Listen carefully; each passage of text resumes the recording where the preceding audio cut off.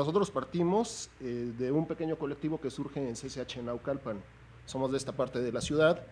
El profesor Jorge Ortiz es el principal protagonista del discurso gráfico como el diseñador en jefe, ¿no?, de la revista, pero pues también hay, todos le hemos tenido que entrar, bueno, los fotógrafos, ¿no?, que han jugado un papel fundamental en la revista. La discusión de la gráfica pues es una creación colectiva, ¿no?, y nosotros partimos pues de una insatisfacción profunda. Y bueno, el contexto pues ya se ha manifestado desde el 68, los años 70. Nosotros iniciamos nuestra militancia política a principios de los años 80, la mayoría siendo muy jóvenes, y somos herederos pues obviamente de todas estas tendencias y estas corrientes de los movimientos sociales del 68 y anteriormente, el baño de sangre de la guerra sucia, de los movimientos guerrilleros. Pues todo esto nos tocó, es nuestro antecedente, y nosotros surgimos como una reacción frente a este clima político, ¿no?, sobre todo dentro de la izquierda. Nosotros desde el principio dijimos, bueno, pues somos de izquierda, estamos en contra de este sistema autoritario, queremos cambiar las cosas, pero no nos sentimos reconocidos en el discurso tradicional de la izquierda de nuestro momento, ¿no? Entonces hacemos todo un trabajo de crítica y de reflexión frente a las formas políticas y a las formas gráficas de la izquierda que nosotros denominábamos tradicional en ese tiempo, y pues partimos precisamente de un punto de ruptura a principios de los años 80. La revista surge después de ciertos movimientos estudiantiles bastante heterodoxos que vendrían a anunciar movimientos como el CGH o el 132 en CCH Naucalpan a principios de los 80, de todo un clima cultural muy interesante. Como vieron ahí en la primera imagen decía viva la diferencia, ¿no?, que es un discurso que ya era parte de nuestro entorno político y social a principios de los 80, y que sin embargo dentro de la izquierda tradicional no estaba reconocida una lucha por la diversidad, por la diferencia, hasta la emergencia del movimiento gay, del movimiento indígena y sobre todo de la irrupción del ZLN en el 94, ¿no? Pero pues esas son concreciones de distintas líneas, de distintas corrientes de pensamiento y de acción política, que a nosotros nos tocó ver, vislumbrar, analizar, tratar de expresar en las páginas de la revista La Guillotina, y pues de ahí fuimos armando un discurso político que nosotros al principio en nuestra cortedad de miras muchas veces pensábamos, bueno, pues es un discurso muy original, muy cosmopolita. Sin embargo, con el paso del tiempo nos hemos dado cuenta pues que llevamos el nopal en la sangre, ¿no? Es una experiencia pues muy mexicana. Cuando analizamos la gráfica del siglo XIX, la gráfica liberal del siglo XIX, o cuando analizamos las revistas de principios de siglo, de toda esta prensa de combate, pues nos damos cuenta que tenemos lazos innegables, ¿no?, que somos herederos de toda esta tradición. Y bueno, pues de entrada nosotros partimos de La Guillotina nace a raíz de un gran escándalo y un debate que se da con el centenario de la muerte de Marx, que acudimos jóvenes universitarios pues con banderas anarquistas al centenario de la muerte de Marx en Bellas Artes, bueno, también con banderas rojas, y se arma un gran desmadre, ¿no? El Partido Comunista, el PSUM en ese entonces, que ya era el PSUM, la izquierda tradicional, pues se escandalizan, ¿no? Y dicen, bueno, llegaron estos chavos a armar un desmadre e intentar sabotear el acto, cosa que no fue verdad. Siempre se ha satanizado a los anarquistas, como podemos ver en la prensa del día de hoy, ¿no? Y nosotros lo que llevábamos era un discurso que tratábamos de reivindicar el espíritu de la Primera Internacional de Marx. En el centenario de la muerte de Marx, llevábamos banderas negras y banderas rojas precisamente como una forma de crítica y de cuestionamiento del dogmatismo de la izquierda staliniana, ¿no? Y pues se dio un gran debate, nos vimos confrontados, de repente teníamos atención pública, se dio un debate en el periódico 1+1, que es como el antecedente de la jornada hoy en día, con intelectuales de izquierda, donde nosotros nos vimos forzados a plantear cuáles eran nuestras posiciones, por qué habíamos hecho lo que habíamos hecho, y empezamos a plantear una serie de críticas hacia un discurso político que no nos llenaba. Por ejemplo, en el centenario de la muerte de Marx, en Bellas Artes, nosotros llevábamos una manta que decía, hablar de política y no hablar de vida cotidiana es hablar con un cadáver en la boca, ¿no? Una de nuestras reivindicaciones era precisamente abordar nuestras problemáticas cotidianas. Como jóvenes en ese entonces, pues las problemáticas de la sexualidad, del consumo de drogas, de la cultura y todo en un rechazo abierto hacia el feísmo de la propaganda de la izquierda, ¿no? Que de los clichés que a nosotros nos horrorizaban, decíamos, bueno, pues en ese momento dijimos, pues hemos contraído un compromiso en el discurso y tenemos que darle cauce, y pues nuestra genial idea fue crear una revista, ¿no? Convertirnos en un colectivo de contrainformación, y surgió la revista La Guillotina, repito, creada por un pequeño colectivo, pero desde un inicio nos vimos inmersos pues, en toda la problemática política. Nosotros ya éramos herederos de una izquierda marcada por la violencia, por la represión, que se había desarrollado en condiciones extremadamente duras y que los había llevado a cierto endurecimiento también de su forma de abordar la política, ¿no? Y nosotros dijimos, no, pues nosotros no estamos aquí para sacrificarnos por el futuro, ni por la revolución socialista, ni mucho menos, estamos para gozar la vida, estamos para ejercer la lucha como una manera de reivindicar el placer, de reivindicar el gozo, y entonces eso fue una forma de ruptura, ¿no? Entonces, pues nosotros partíamos de que las organizaciones de izquierda estaban planteando un discurso político y un discurso gráfico pues bastante feo, ¿no? Y nosotros decíamos, bueno, pues de entrada nosotros echamos mano pues de una perspectiva estética más en deuda con el dadaísmo, con el surrealismo, y decíamos, bueno, pues Dada y el surrealismo matan el realismo socialista, ¿no? Que era algo que nos horrorizaba totalmente, ¿no? No nos sentíamos reconocidos en una izquierda que se expresaba en esos términos, y entonces empezamos a tratar de generar un discurso político que obviamente integraba una propuesta gráfica, ¿no? Allí pues empezamos a abordar temas como la sexualidad, ¿no? Nos acercamos al movimiento gay, al movimiento feminista. Esto generó un gran escándalo porque la izquierda no era machista, ¿no? No tenía por qué acercarse a estas expresiones, aunque aquí el movimiento gay siempre ha sido de una radicalidad política, bueno, fue en su inicio de una radicalidad política tremenda, ¿no? Entonces, pues abordamos el problema de la vida cotidiana desde una perspectiva política, lo personal es político, y tratamos de darle un cauce gráfico. Entonces, esta revista que publicábamos, pues chavos del CCH, que se distribuía principalmente en los bachilleratos de aquí de la Ciudad de México, en los colegios de bachilleres, en los CCHs, en las prepas, en las facultades también íbamos allí a vender nuestra revista, pues empezó a armar mucho desmadre, porque empezamos a abordar temas como nuestras relaciones familiares. Hay un artículo ahí, por ejemplo, de una carta a mamá que escribió un compañero que se volvió un documento generacional, ¿no? Dentro de la universidad. Obviamente la mamá pues le dejó de hablar, ¿no? Y lo corrió de la casa a nuestro compañero, ¿no? Por hacer una reflexión de este tipo de relaciones. Pero estábamos tocando fibras que estaban presentes en el ambiente político de los jóvenes de la Ciudad de México, ¿no? Y de alguna manera de ahí, pues nuestra efectividad en ese sentido. Utilizamos la transgresión. Al principio con la revista utilizábamos muchas imágenes muy fuertes, entre comillas, hoy en día son de cómic, ¿no? Pero impactantes, y los chavos empezaron a forrar sus carpetas con las fotos de la guillotina, por ejemplo, ¿no? Y eso a nosotros nos llenaba de orgullo, ¿no? Que decíamos, bueno, en algo estamos incidiendo dentro de todo este clima político, ¿no? También abordamos, por ejemplo, teníamos una de nuestras consignas, era muerte al capitalismo dentro y fuera de nosotros mismos, ¿no? Pues ese es el clima del que parte la búsqueda de un discurso político y evidentemente gráfico, ¿no?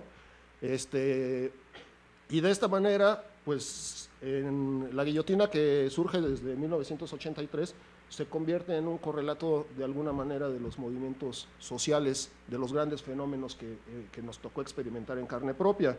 Nuestra primera prueba de fuego, que hemos tenido muchas a lo largo de nuestra experiencia, fue el terremoto del 85, ¿no? De repente nos vimos inmersos en las brigadas de rescate, de solidaridad con los aplastados, con los muertos, con los damnificados, pero antes nosotros ya habíamos abordado el tema de la ciudad, de nuestro contexto urbano desde una perspectiva política, ¿no? Es curioso, cuando viene el terremoto, pues nosotros nos vemos inmersos y empezamos a darle,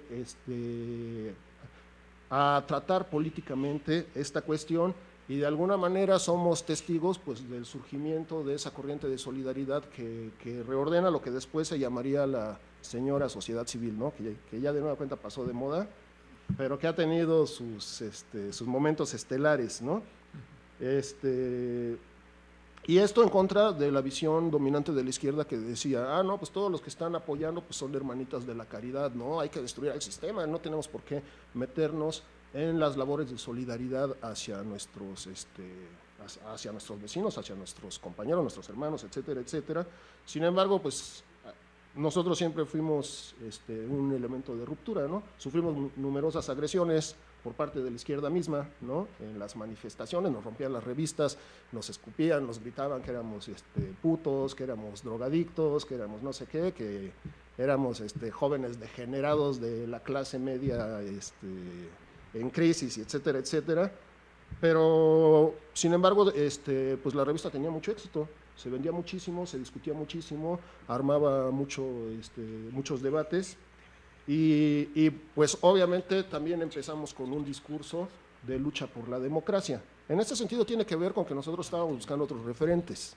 Para nosotros la izquierda estalinista, marxista-leninista, pensamiento Mao Zedong y todo esto, pues era un referente que teníamos que cuestionar, que teníamos que conflictuar, y recurrimos pues a otros antecedentes políticos como el liberalismo radical, ¿no?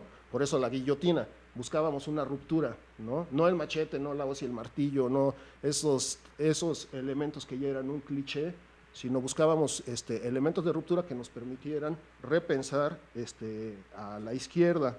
Y obviamente pues esto de la mano de la reflexión de muchos autores, ¿no? José Revueltas estuvo desde el origen en nuestro pensamiento, la crítica desde la vida cotidiana que hizo José Revueltas a la militancia de izquierda, ¿no? El movimiento del 68, evidentemente, todos nosotros somos herederos, como todos, ¿no? Actualmente los movimientos sociales del movimiento del 68, y a principios de los 80, pues nosotros estábamos también inmersos en la explosión punk, ¿no?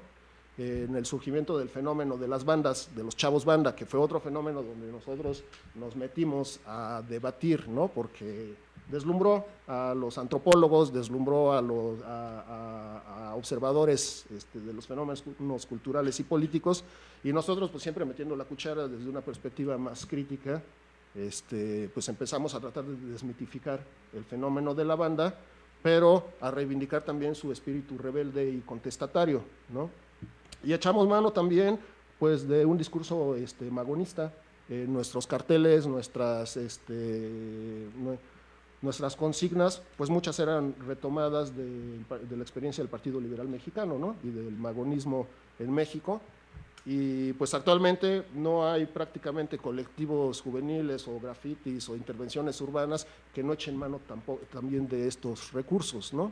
De este discurso, de un discurso de la rebeldía.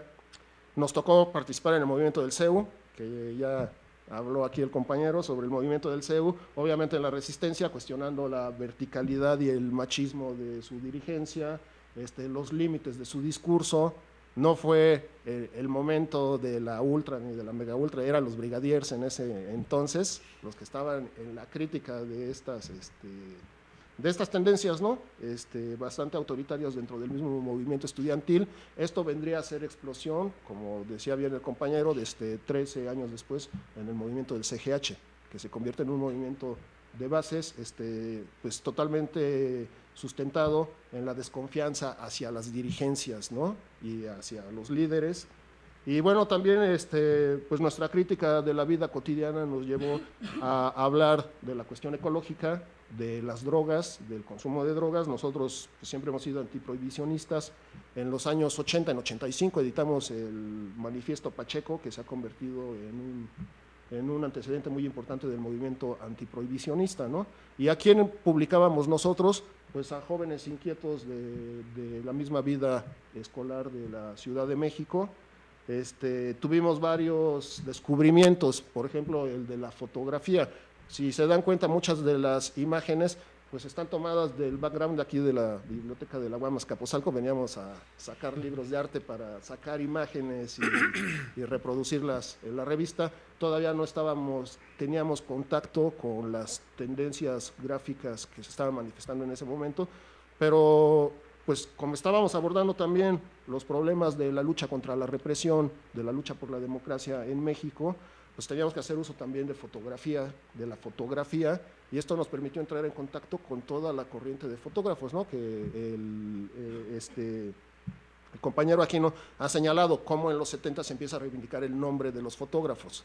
A nosotros lo que nos permite captar una relación importante con los fotógrafos en México es precisamente que nos empiezan a decir, un fotógrafo brasileño, Jesús Carlos, que muy involucrado en el registro gráfico de las luchas sociales, nos dice, oigan, tienen que darle crédito a los fotógrafos, ¿no? La fotografía es un arte y se tiene que reivindicar y dignificar, y entonces nosotros empezamos a publicar a los fotógrafos dándoles todo el crédito, y se nos empezaron a acercar más, ¿no? Fotógrafos que hoy en día son muy famosos, muy reconocidos, iniciaron su trabajo periodístico en las páginas de La Guillotina, ¿no? Y hasta el momento pues siempre ha sido una tribuna para los fotógrafos emergentes, ¿no? Aquí en la Ciudad de México. También abordamos muchísimos temas de nuestro background político, ¿no? Nietzsche, Artaud, Foucault, Genet, William Burroughs, no sé qué, todo esto son elementos que nosotros tratamos de incorporar para nutrir nuestro discurso, no solamente político, sino también gráfico, que es lo mismo, ¿no? Nosotros nunca hemos distinguido el discurso gráfico del discurso político. La gráfica para nosotros siempre ha sido una forma muy compleja de problematizar nuestra realidad política. También estuvimos involucrados desde el inicio de la ruptura en el PRI, en 1987, el surgimiento de la corriente democrática, el Frente Democrático Nacional, pues éramos muy metiches y ahí estábamos de chismosos en todo, ¿no? En cuanto pasaba algo, ahí estábamos tratando de interpretar, tratando de ver qué es lo que estaba pasando y tratando de analizar en las páginas de la revista. Participamos en las movilizaciones del 88 en el Frente Democrático Nacional. Desde nuestra perspectiva, quizás allí en el discurso gráfico, pues tuvimos que jugar con otros elementos, ¿no?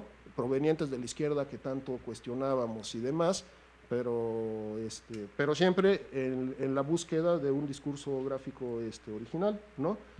Obviamente el colapso del socialismo real y de la Unión Soviética pues tuvo un impacto durísimo en nuestra experiencia, ¿no?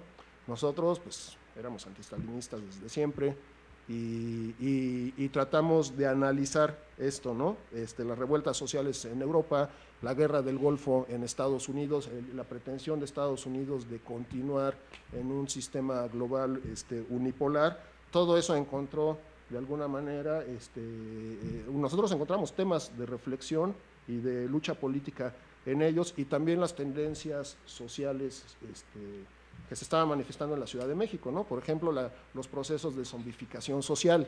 Ahora ya, pues la marcha zombie es toda una realidad, ¿no? Pero en los años 80 nosotros estábamos señalando, bueno, pues somos víctimas de estos procesos de zombificación social y hay que darles un análisis y hay que nombrarlos y hay que hacerlos patentes en nuestra realidad, en nuestra vida cotidiana, ¿no? El movimiento indígena, pues desde el 92 y el levantamiento zapatista ni se diga, ¿no? Nosotros intentamos siempre abordar este tipo de temas, pero alejados del cliché de la izquierda tradicional. Ahorita sacaban allí en el karaoke del compañero Arnulfo, ¿no? Una escena de los arcoíris tipo Hello Kitty, ¿no? Pero onda zapatista. Que pues a nosotros nos horrorizaba, ¿no? Nosotros decíamos, no, pues se trata de hacer un análisis profundo del discurso indígena, no folclórico, ¿no? Alejado del folclorismo, porque la realidad indígena es tan urbana como campesina, ¿no? Y empezamos a tratar de hacer el análisis del zapatismo desde sus claves más, desde su propuesta civilizatoria, ¿no? Tratamos de analizar qué es lo que estaba planteando desde su propuesta humanista. Tratamos de analizar el discurso indígena como tal, como un discurso indígena, no como un discurso occidentalizado, Y eso pues ha sido un hito también muy importante de la experiencia de la revista, ¿no? Nos tocó vivir el paso de la galaxia Gutenberg a la galaxia multimedia en términos de McLuhan, ¿no? Nosotros, lo primero que hicimos cuando dijimos vamos a hacer una revista es ya tenemos los textos y ahora cómo diseñamos. No teníamos ni idea de cómo diseñar, ¿no? El compañero Jorge estudiaba sociología, bueno, en el CCH todavía no entrábamos a la facultad, ¿no? Pero después se metió a sociología y decíamos, bueno, ¿cómo vamos nosotros a diseñar una revista? Vinimos con un compañero de aquí de la UAM Azcapotzalco, estudiante de diseño, a decirle que nos enseñara a diseñar una revista. Y ya hicimos nuestros machotes y con el albanene y ahí y pegando con cemento nuestras galeras, que nos salía mucho más caro que con una computadora, pero todavía no había computadoras en ese momento. Tuvimos que aprender desde cero todos los procesos gráficos, ¿no? Del diseño, de la impresión, de todo esto, pues por medio de la práctica. Y cada error era una bronca terrible, ¿no? Entre nosotros y muchísimos problemas, pero nos sirvió, fue un aprendizaje tremendo. Y fuimos también de los primeros en buscar a las computadoras como herramientas para nuestro trabajo gráfico, ¿no? Sobre todo porque nos salía más barato, porque nos ahorrábamos un varo, ¿no? Con el uso de los programas de computación, pero ahí empezamos nosotros, ¿no? También. Y bueno, pues, ¿qué podemos decir del movimiento de la huelga del CGH, del movimiento de resistencia global y de todo lo que ha pasado hasta la APO? En la APO, por ejemplo, tuvimos una de nuestras últimas grandes épocas, porque nosotros ya estábamos inmersos en la realidad social de Oaxaca cuando estalla la rebelión, porque la revista la empezamos a distribuir en universidades de todo el país y empezamos a conocer chavos de muchas ciudades, de distintos estados de la República, que empezaron a venir a México y nosotros los recibíamos, nosotros íbamos para allá, ellos nos recibían, nos ayudaban a distribuir la revista y demás. Y en la APO pues tuvimos un momento también de ventas muy fuerte. En los movimientos sociales nosotros pues llegamos a tener, nuestro tiraje normal era de alrededor de 5,000 ejemplares, pero en los grandes movimientos, y todos vendidos de mano en mano, sin ningún apoyo institucional, al contrario, puras agresiones, ¿no? Sin ningún, por nuestro propio esfuerzo, hacíamos esta distribución, pero en fenómenos como el de la APO, pues llegamos a sacar tirajes de 15,000, 20,000 ejemplares, ¿no? En el zapatismo también, en el CGH hasta de 30,000 ejemplares, porque todos los chavos querían ver la revista porque decían que era el álbum de fotos familiar del movimiento, ¿no? Ahí se reconocían todos, ¿no? En las manifestaciones, qué tribus, qué grupos estaban ahí presentes y pues nos tocó, y además fuimos de los pocos medios de comunicación que nos acercamos a ponerles el micrófono a los actores sociales, ¿no? Fue a combatir el linchamiento mediático, a hacer nuestra labor de contrainformación. Y ahí es cuando empezaba también todo el fenómeno del streaming, de las páginas web, el CGH es un movimiento de ruptura en ese sentido, es un movimiento que tuvo muchísimas páginas electrónicas que les permitieron la comunicación con todo el mundo, con universidades de los 5 continentes. Fue un fenómeno muy interesante, ¿no? Y que surge obviamente pues de estas tendencias políticas y sociales, ¿no? El zapatismo ya es un fenómeno global, es el fenómeno que revienta, bueno, que da origen al movimiento de resistencia global, con el que nosotros hemos tenido también una interlocución permanente, ¿no? De análisis, de debate, de discusión. Y en la APO, pues, en el movimiento de la APO en Oaxaca, que ahorita se va a presentar un libro sobre la gráfica de la resistencia en Oaxaca, que nosotros publicamos también, pues nos vimos inmersos en precisamente estar llevando la bitácora del movimiento, estarle dando voz a colectivos oaxaqueños, estar tratando de hacer análisis políticos al respecto. Y de nueva cuenta, pues tuvimos ahí sí, pues digamos que uno de nuestros últimos booms, ¿no? Se vendía muchísimo, vendíamos mucho más revistas en Oaxaca que en la Ciudad de México, por ejemplo. Teníamos que volver a imprimir nuestros tirajes para poder darnos abasto con esto, ¿no? Y ya, pues en los últimos tiempos, pues ahora sí que nos rebasó el cambio tecnológico, la revolución informacional, convirtió prácticamente en obsoletas las revistas en papel, y como somos fetichistas de la tinta y del papel, pues nos costó un poco de trabajo, ¿no? Y muchos sufrimientos, comprender que el tiempo de las revistas en papel está llegando a su fin y que hoy en día pues es el tiempo de la comunicación electrónica, ¿no? De las páginas web. Son fenómenos que tenemos que reflexionar y que tienen obviamente incidencia en la política. El discurso gráfico y el discurso político lineal, digamos, se entreveran, se entremezclan y generan efectos insospechados, ¿no? Por ejemplo, en el movimiento Yo Soy 132, ¿qué efecto tiene el uso de las redes electrónicas en las formas de organización y de participación y en las formas del discurso político de estas jóvenes generaciones? Pues es evidente, no se explican las formas de organización sin las redes electrónicas. Ya desde el zapatismo, el movimiento de resistencia global, en el movimiento Yo Soy 132 más, y en el futuro seguramente que vamos a ver nuevos fenómenos comunicacionales y que vamos a tener que analizar y que vamos a tener que participar, ser parte de ellos, ¿no? Pues no sé, yo dejaría el espacio más bien para las preguntas y el debate, pero bueno, pues es la experiencia de un pequeño colectivo que de alguna manera nosotros pues nos asumimos como una antena para ir midiendo el inconsciente colectivo, para irle dando expresión a ciertas corrientes sociales, y en ese sentido hemos sido parte de todo el antecedente de esta expresión, pues de este desarrollo impresionante del discurso gráfico al que estamos asistiendo hoy en día. Oaxaca es la punta de lanza, digamos, pero en la Ciudad de México empieza a tener efectos muy interesantes, ¿no? También, bueno, y el movimiento estiquero y todo esto son cosas que nos llaman a la reflexión, ¿no? Y en las que pues, nos morimos de ganas por participar, obviamente, ¿no? Bueno.